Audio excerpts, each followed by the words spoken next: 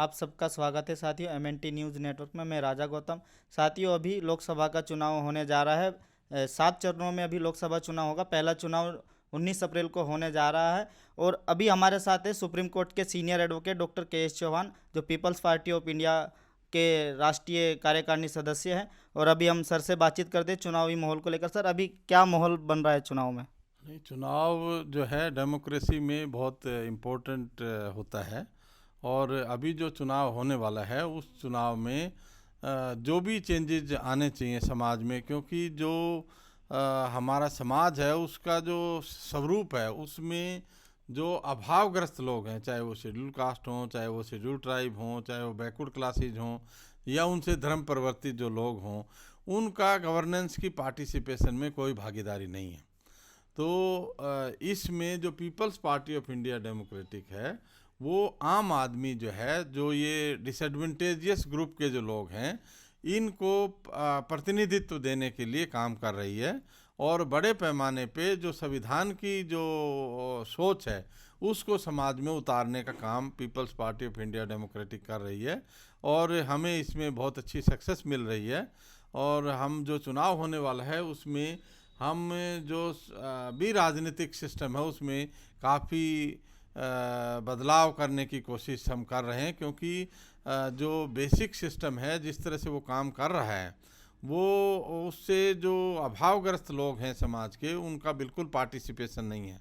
अभी जैसे erectile bond का इशू आया है, तो इलेक्ट्रल बॉन्ड से ये पता लगता है कि भाई किस तरह से सरकारें जो है बिजनेसमैन से या दूसरे लोगों से पैसा एक्सटॉर्ट कर रही हैं। क्योंकि ऐसे ऐसे केसेस भी हैं उसमें कि कंपनी, सिख कंपनी है, उसके ऊपर रेड डाला, उससे 600 करोड़ या कोई पैसा इकट्ठा किया, उसके बाद जो है उसने अगले दिन 100 करोड़ रुपए के बॉन्ड ले लिए। इसका मतलब वो 600 करोड़ छोड़ दिया होगा उन्होंने।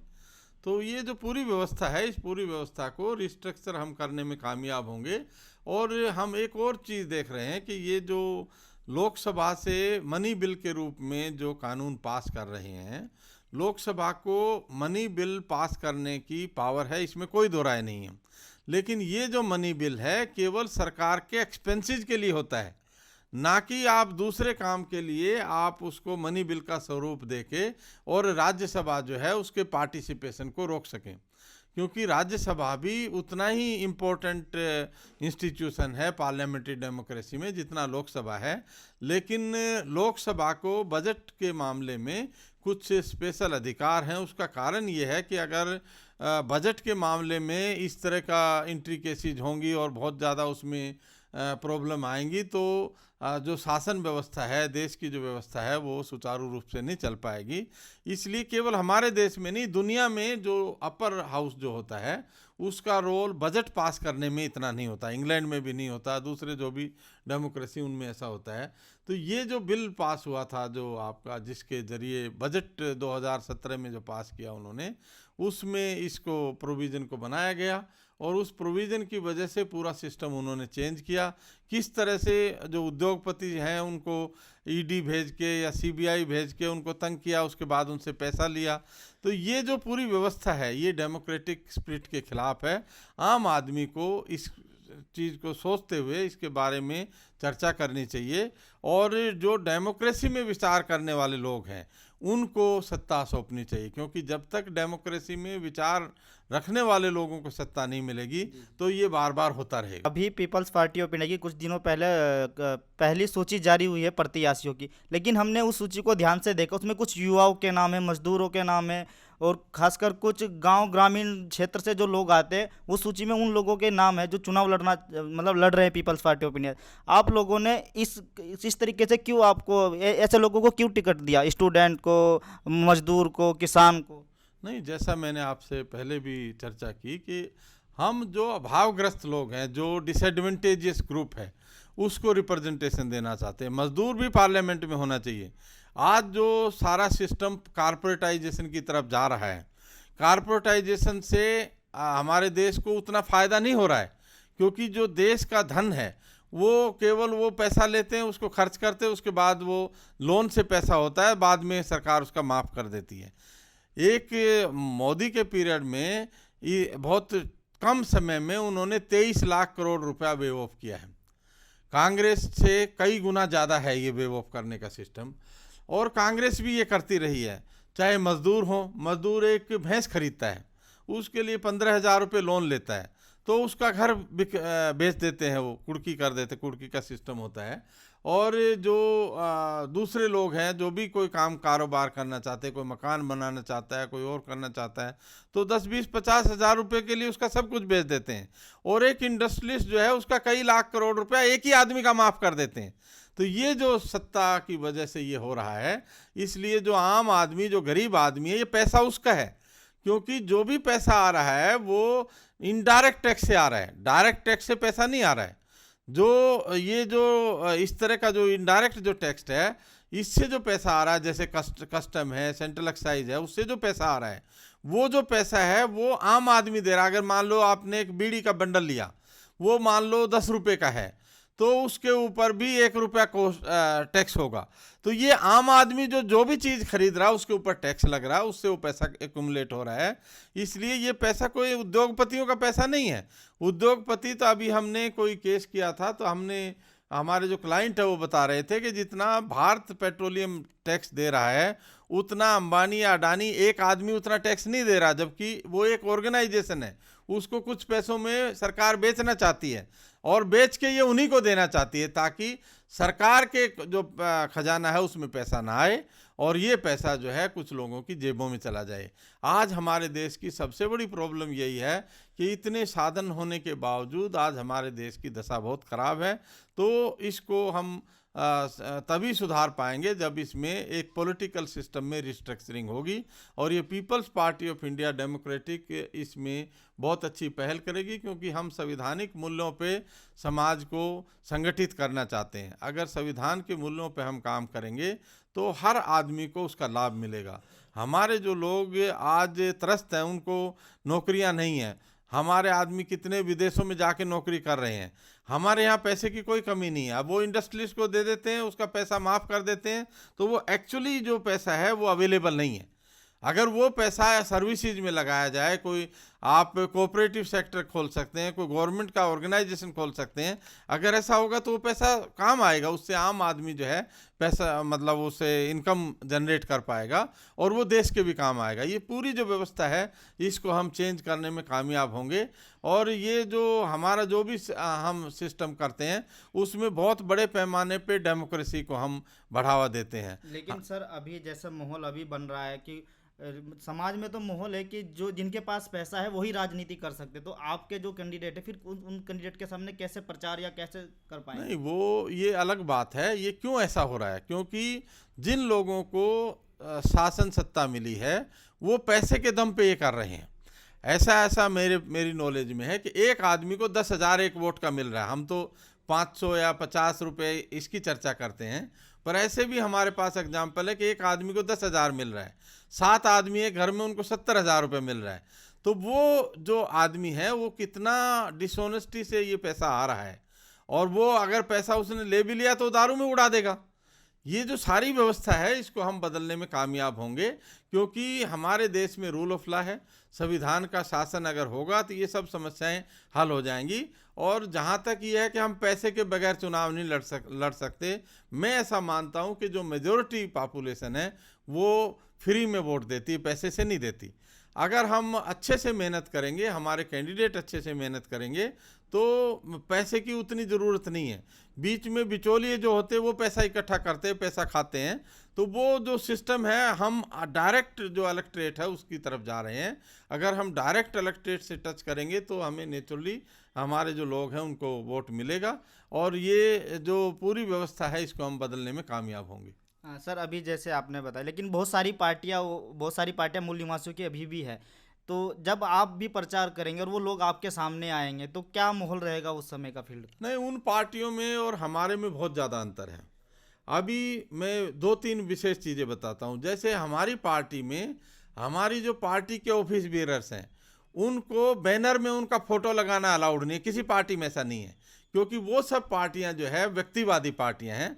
हमारी पार्टी इंस्टीट्यूशनलाइज पार्टी है। हम कोई इंडिविजुअल के लिए काम नहीं कर रहे, हम पूरा इंस्टीट्यूशन बदलना चाहते हैं। इसी तरह अगर आप देखेंगे ये जो हमारे जो लीडर्स हैं उनको फूल माला पहनाने का शौक होता है। जैसे कभी भी कोई फंक्शन होता है तो उनको मालाएं पहनाते हैं। हमारा कोई भी फंक्शन होगा तो उसमें माला का कोई रोल नहीं है। तो ये जो चीज़ें हैं ये ऐसी चीज़ें हैं जो किसी भी पार्टी में नहीं पाई जाती हैं। मैं समझता हूँ कि लोग जो देखेंगे इसको नज़दीक से तो वो ये महसूस करेंगे कि ये पार्टी और वो पार्टियां बहुत ज़्यादा उनमें अंतर है। और ये पूरी व्यवस्था जो हम कर रहे हैं इसमें हमारा जो प्रेसिडेंट है वो भी अपने लेवल पे कोई डिसीजन नहीं कर सकता। वहाँ पे जो उन पार्टियों में प्रेसिडेंट सर्वे सर्वा होता है वो कुछ भी कर सकता है, लेकिन हमारे यहाँ ऐसा नहीं है। हम जब संगठित रूप से हमारा ऑर्गेनाइजेशन जब डिसाइड करता है तो डिसीजन मेकिंग है। इंडिविजुअल कोई किसी भी पोस्ट पे हो उसके हाथ में डिसीजन मेकिंग एक आदमी के हाथ में नहीं है। इसलिए मैं समझता हूँ कि हम राजनीतिक तौर पे जो बदलाव जो आना चाहिए उसके लिए हमारी पार्टी सबसे ज़्यादा अहम भूमिका निभाएगी और हम इसमें सक्सेसफुल होंगे। तो बीएसपी की वोट कटने वाली है, इसका मतलब पीपल्स पार्टी की वजह से? नहीं, बीएसपी तो ख़त्म हो चुकी है। बीएसपी के बारे में हम चर्चा नहीं करते हैं क्योंकि बीएसपी जो है उसने जो भी प्रिंसिपल पे वो पार्टी शुरू की गई थी वो सब प्रिंसिपल उसने छोड़ दिए। जैसे बहुजन के नाम पे खड़ी की तो अब उन्होंने सर्वजन बना दिया। फिर हमारे जो भी हमारे समाज के जो भी चुनाव चिन्ह या जो कुछ भी थे उन्होंने सबको छोड़ दिया और वो हिंदूवादी पार्टी जैसे बीजेपी है, जैसे कांग्रेस है, ऐसे बीएसपी है, क्योंकि उसके प्रिंसिपल में कोई अंतर नहीं है और उसका भी कंट्रोल जो है बहुत बड़े पैमाने पे ब्राह्मणों के पास है। जैसे 2007 से 2012 तक उसने रूल किया तो उत्तर प्रदेश में रिजर्वेशन प्रमोशन ख़त्म हुआ। उसके बाद वहाँ जो एट्रोसिटी एक्ट होता है, एट्रोसिटी एक्ट जो है उसमें उन्होंने गवर्नमेंट ऑर्डर इशू किया था। उस गवर्नमेंट ऑर्डर के जरिए SC ST एट्रोसिटी एक्ट को शिथिल कर दिया था। जब ये 2 अप्रैल का आंदोलन था तो एक हमारे साथी हैं, उनका मैं नाम इसमें नहीं लेना चाहता क्योंकि उन्होंने मुझे फ़ोन किया। उन्होंने कहा डॉक्टर साहब ये क्यों हाउला हो रहा है, ये तो हम जियो से कर रहे थे। मैं कहा जियो से आप कैसे कर सकते हो, ये तो सेंट्रल गवर्नमेंट का एक्ट है, आप तो स्टेट में थे। कि नहीं हम जियो से कर रहे थे, उन्होंने जियो मुझे भेजा। और आई वॉज सरप्राइज कि जो पार्टी SC ST OBC वालों ने बनाई वो उनके अधिकार के खिलाफ काम कर रही थी, इसलिए आज वो खाता भी नहीं खोल पा रही है। और अभी भी चुनाव होगा तो वो खाता नहीं खोल पाएगी क्योंकि ऐसा 2 बार हो चुका है। असेंबली में बहुत कम सीटें, आज वो कोई एक MLA है उनका कोई राज्यसभा में भी चुन के नहीं जा सकता। और पार्लियामेंट में 10 MP उनके इसलिए कि उन्होंने अलायंस किया था। अदरवाइज वो अगर वो अपने लेवल पे जैसे अभी लड़ रहे हैं तो इससे पहले वाला जो 14 का चुनाव था उसमें वो एक भी सीट नहीं जीते थे। अभी दोबारा वो रिजल्ट रिपीट होने वाला है, उनकी कोई सीट वो नहीं जीतेंगे। इसलिए बीएसपी कोई हमारे सामने किसी तरह का चैलेंज नहीं है। हम जो चैलेंज समझते हैं वो हमारी अपनी कमिटमेंट का चैलेंज है कि हम अपने प्रिंसिपल पे कितना खड़े रह पाते हैं। क्योंकि बीएसपी ने भी ऐसे चैलेंजेस लिए थे लेकिन वो नहीं खड़े रह पाए। हम समझते हैं कि हम नहीं उनसे डिगेंगे, हम उसके अडिग रहेंगे। हाँ सर, अभी जैसे चुनाव नज़दीक आ रहे हैं लेकिन ईवीएम का भी एक मुद्दा बड़ा चल रहा है देश में। तो ईवीएम पर आपके क्या विचार है, क्या ईवीएम से चुनाव होना चाहिए या बैलेट पेपर नहीं, से? मैं ऐसा मानता हूं कि ईवीएम से चुनाव नहीं होना चाहिए। और ईवीएम पे बहुत बड़े पैमाने में ये जो चल रहा है आंदोलन, इसको सरकार को और इलेक्शन कमीशन को मानना चाहिए। क्योंकि अगर लोग ऐसा समझते हैं कि ईवीएम से चुनाव सही नहीं है तो ईवीएम को बदलना चाहिए। क्योंकि हम ईवीएम के ऊपर बहुत बड़े पैमाने पे इसलिए काम नहीं कर रहे कि हम अपने समाज में काम कर रहे हैं। जब हमें लगेगा हमारा समाज हमारे लिए तैयार हो गया तो हम ईवीएम को वैसे उठा के फेंक देंगे, कोई ईवीएम काम नहीं कर पाएगी। जैसे हमारा समाज संगठित होगा, उसमें जो विचार है वो फैलेगा, तो ईवीएम का महत्व खत्म हो जाएगा। लेकिन जब तक हम अपने समाज को ऑर्गेनाइज नहीं कर पाते तो हम ईवीएम को भी ब्लेम कर सकते हैं, लेकिन उसका कोई हमारे लिए महत्व नहीं है। इसलिए ईवीएम और नो ईवीएम हमें अपने लोगों को एजुकेट करना है। अगर वो लोग एजुकेट हो जाएंगे तो ईवीएम चलेगी, तब भी वो ईवीएम काम नहीं कर पाएगी। अगर लोगों की ओपिनियन पूरी खिलाफ हो जाएगी सरकार के तो वो चेंज आएगा। क्योंकि ये जो चेंज तब तक संभव नहीं है जब तक हम लोगों का कॉन्फिडेंस नहीं जीत जाते हैं। लोगों का कॉन्फिडेंस जीतने के लिए आज बहुत बड़े पैमाने पे ऐसी चर्चा हो रही है कि ये वोटिंग मशीन को ही बदल देते हैं। अब हमारे पास एविडेंस तो नहीं है, अब वो बदलते हैं कि नहीं बदलते हैं, ये सारी चीज़ें हैं जिसके बारे में बहुत गहराई से सोचने की ज़रूरत है। और ईवीएम जो है, क्योंकि इलेक्ट्रॉनिक सिस्टम है, इलेक्ट्रॉनिक सिस्टम में कुछ भी चेंज आप कर सकते हैं, इसलिए ईवीएम का बंद होना निश्चित है और बंद होना चाहिए।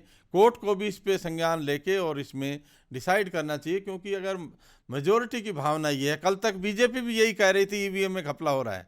2014 में आने से पहले जीवीएल नरसिम्हा राव अभी एमपी हैं बीजेपी के, और सुब्रमण्यम स्वामी जो है वो एमपी रहे हैं बीजेपी के। उन्होंने पिटीशन डाली, किताबें लिखी और उन्होंने कहा ये ईवीएम गलत है। लेकिन जब वो पावर में आ गए तो उनको वो ईवीएम सही लगने लगी। उन्होंने जिस जिस चीज़ को गलत बताया पावर में आने से पहले, सभी चीज़ों का बाद में समर्थन किया। तो ये जो है उनकी एक अलग तरह की सोची समझी कोई रणनीति हो सकती है। ईवीएम के जरिए भी कुछ चेंजेस करते होंगे, ऐसा हमें लगता है, लेकिन हम उसके बारे में कुछ टिप्पणी नहीं कर सकते। सर, आखिरी सवाल हमारा है कि आपकी पार्टी ने युवाओं पर बहुत उम्मीद जताई है, ज़्यादातर युवाओं को ही टिकट दिया, ऐसा क्यों? हमारी पार्टी जो है वो जो अभावग्रस्त लोग हैं उनको टिकट दे रही है। अभावग्रस्त में युवा सबसे ज़्यादा अफेक्टेड है। आज एम्प्लॉयमेंट ख़त्म हो गया है। एक आदमी एमए करके, पीएचडी करके, एमएससी करके, एमबीबीएस करके उसको नौकरी नहीं मिल रही है। तो इसलिए अगर युवा लोग आएंगे पॉलिटिक्स में तो विचार बदलेगा समाज में। जब विचार बदलेगा तो वो युवा आगे एडमिनिस्ट्रेशन को, गवर्नेंस के सिस्टम को बदल सकते हैं। इसलिए जो युवा है, जो अभावग्रस्त है, जो मजदूर है, मजदूर को भी पार्लियामेंट में होना चाहिए। कोई छोटा व्यापारी है जो दिन में 200 रुपये 300 रुपये कमा रहा है, उस आदमी को भी पार्लियामेंट, क्योंकि उनकी जो तकलीफ़ है वही अंडरस्टैंड कर सकते हैं। और बाबा साहब डॉक्टर अंबेडकर ने संविधान में ऐसा प्रावधान किया था कि हर आदमी को इसका अधिकार हो। लेकिन ये जो भी ब्राह्मणवादी सिस्टम है, इसमें उन्होंने इस तरह से इसको मैनिपुलेट किया कि आम आदमी का उसमें अस्तित्व ही ख़त्म हो गया। इतने बड़े पैमाने पे 95 लाख 75 लाख क्या क्या उन्होंने एक्सपेंसेस की लिमिट रखी है, जो कोई सोच नहीं सकता, किसी के पास होता भी नहीं है। वो केवल वोट खरीदने में काम आ सकता है, अदरवाइज उतने पैसे की ज़रूरत नहीं है। कोई भी चुनाव आप 3-4 लाख रुपए में बहुत आराम से लड़ सकते हैं, लेकिन फिर भी उन्होंने इतना बड़ी लिमिट रखी है। कल परसों मैं सुन रहा था और उर्मिलेश जी ने भी कहा था कि ये जो इलेक्शन एक्सपेंसेस की जो लिमिट है वो कम करनी चाहिए। तो मैं भी इस ओपिनियन का हूँ कि असेंबली के लिए 5 लाख ज़्यादा से ज़्यादा और पार्लियामेंट के लिए 7-8 लाख रुपए से ज़्यादा खर्चे की लिमिट नहीं होनी चाहिए। और इसको इलेक्शन कमीशन को सख्ती से लागू करना चाहिए, क्योंकि जो पब्लिक ओपिनियन है वो इस तरह से खरीदी नहीं जानी चाहिए। और जो मीडिया है उसका इंडिपेंडेंट जो काम है वो मीडिया को करना चाहिए, जो हमारे देश में मीडिया उस तरह का इंडिपेंडेंट काम नहीं कर रहा है। धन्यवाद। धन्यवाद सर, आपने हमें अपना कीमती समय दिया। हम आगे भी आपसे चुनाव के दौरान बातचीत करते रहेंगे। धन्यवाद। MNT न्यूज़ नेटवर्क को सब्सक्राइब करें, लाइक और फॉलो करना ना भूलें।